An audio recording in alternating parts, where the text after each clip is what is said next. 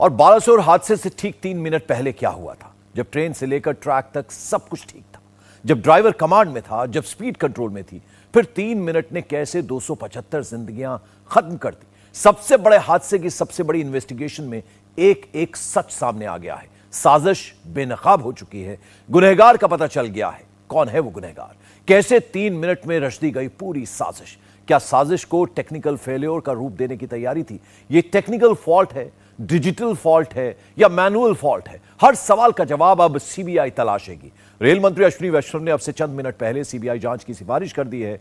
कल तक कवच की बात हो रही थी, आज इंटरलॉकिंग की बात हो रही है। क्या यह फॉल्ट मैकेनिकल हो सकता है या फिर इसमें कंट्रोल रूम के अंदर के किसी आदमी का शामिल होना जरूरी है? आज हम आपको इसकी तह तक लेकर जाएंगे। अनहोनी की इनसाइड स्टोरी देखिए इस रिपोर्ट में।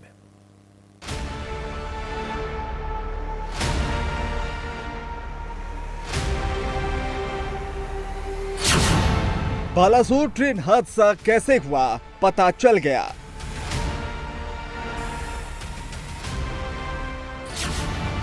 किसकी गलती, किसकी साजिश, सब पता चल गया।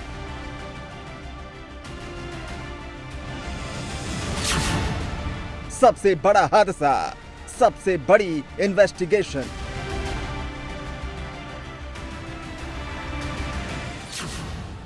क्या कोरोमंडल एक्सप्रेस को जानबूझकर लूप लाइन में भेजा गया था? क्या हादसे को जानबूझकर अंजाम दिया गया? क्या पूरी तैयारी से साजिश रची गई?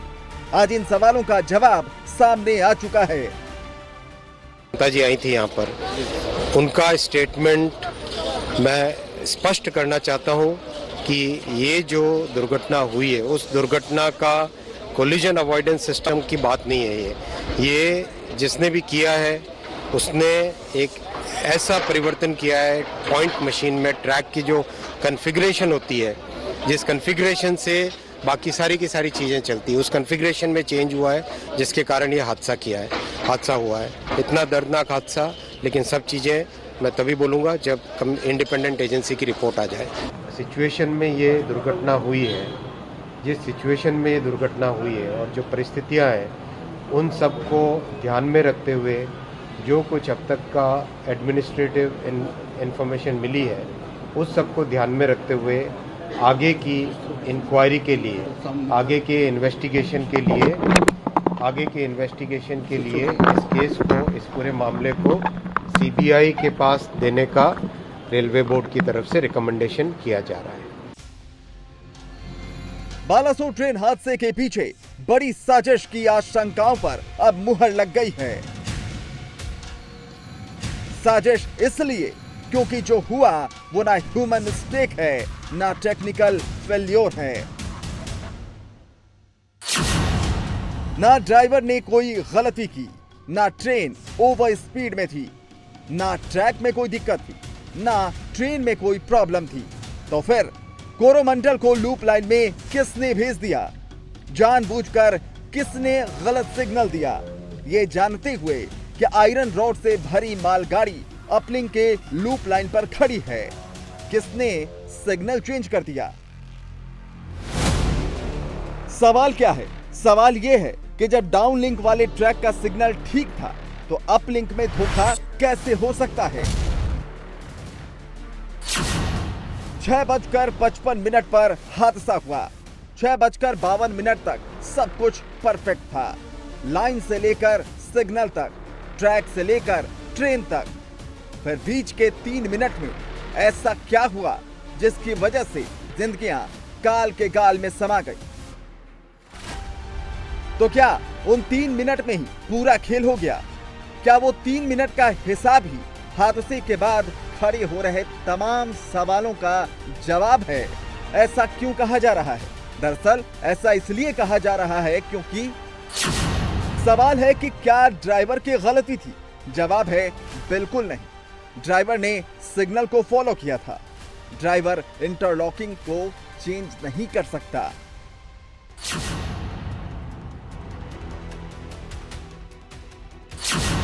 सवाल है क्या ट्रेन ओवर स्पीड में थी? जवाब है बिल्कुल नहीं। मेन लाइन पर 130 किलोमीटर प्रति घंटा स्पीड की अनुमति होती है। कोरोमंडल 128 किलोमीटर प्रति घंटे की स्पीड में थी, दुरंतो 126 किलोमीटर प्रति घंटे की स्पीड में थी।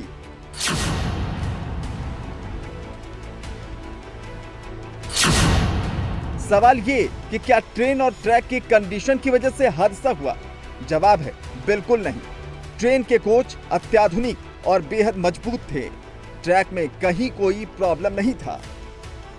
जब सब कुछ ठीक था तो दिक्कत कहां आई? दिक्कत आई इंटरलॉकिंग में।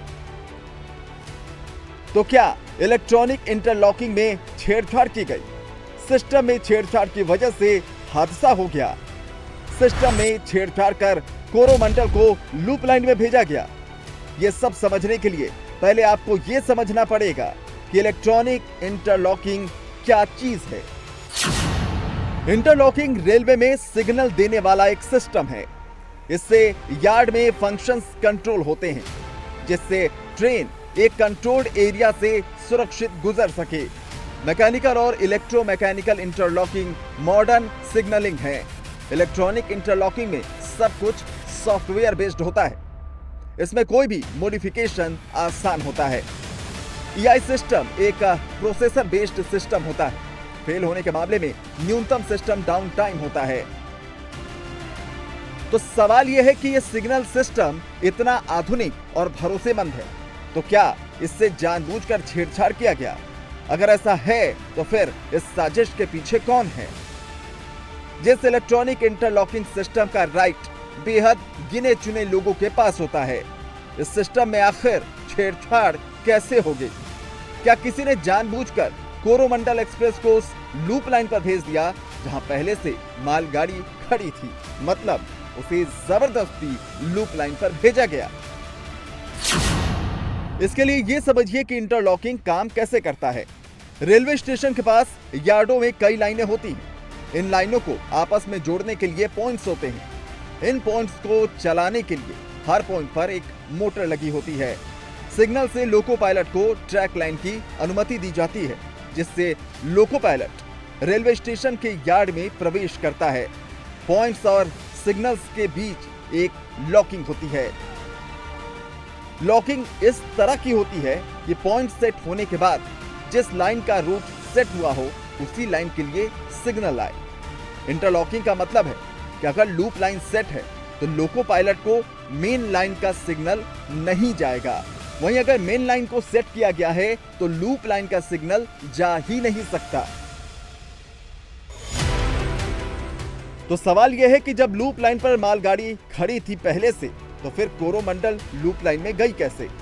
कंप्यूटर माउस के एक क्लिक पर अगर यह संभव होता तो शायद मिस्टेक हो सकता था, लेकिन यह काम एक नहीं, दो नहीं, बल्कि 3 बटन दबाकर किया जाता है। इसलिए यह मिस्टेक नहीं, साजिश की ओर इशारा देता है। इस वक्त मैं बालासोर रेलवे स्टेशन पे ही मौजूद हूं और आपको दिखा दूं यहाँ पे क्या लिखा है। इलेक्ट्रॉनिक्स इंटरलॉकिंग का ये कमरा है और जहां पर समझने के लिए सिर्फ मैं आपको बताऊंगा कि आखिर किस तरीके से ये इलेक्ट्रॉनिक्स इंटरलॉकिंग सिस्टम काम करता है। और काफी ये जो सिस्टम है वो काफी पेचीदा है। मैं आपको समझाने की कोशिश करता हूं। ये देखिए, ये बालासोर रेलवे स्टेशन का ये कंट्रोल पैनल है। मान लीजिए यहां से कोई ट्रेन घुसनी है अमित, तो यहां से ट्रेन इंटर करती है और ये जो आप लाइन देख रहे हैं ये फाटक होता है, यानी कि रोड ट्रैफिक को बंद करने। जब ये तक ये बंद नहीं होगा तब तक ट्रेन अंदर नहीं आएगी। ये बंद होता है, फिर यहां से ट्रेन धीरे धीरे अंदर आती है। ये है सिग्नल बटन दबता है और ये है आपका रूट बटन। ये दोनों जब दबे रहते हैं तो इसी लाइन पर ट्रेन जाती है। यहां से ट्रेन इसी लाइन पे जाएगी, सिग्नल बटन और रूट बटन दबने के बाद।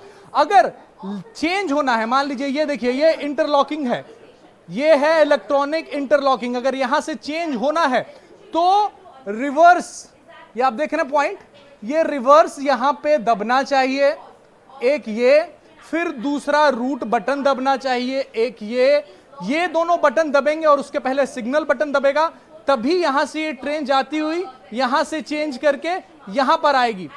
कैसे कोरोमंडल एक्सप्रेस यहां से ऐसे जाती हुई इस पे चली गई बिना रिवर्स बटन के, बिना रूट बटन के, यही जांच का विषय है। और इसी की बात इस वक्त रेल मंत्री कर रहे हैं कि अब आइडेंटिफाई हो चुका है कि कैसे क्या गलतियां हुई। तो देख लिया आपने, सुन लिया आपने, जो हुआ वैसा होना संभव ही नहीं था।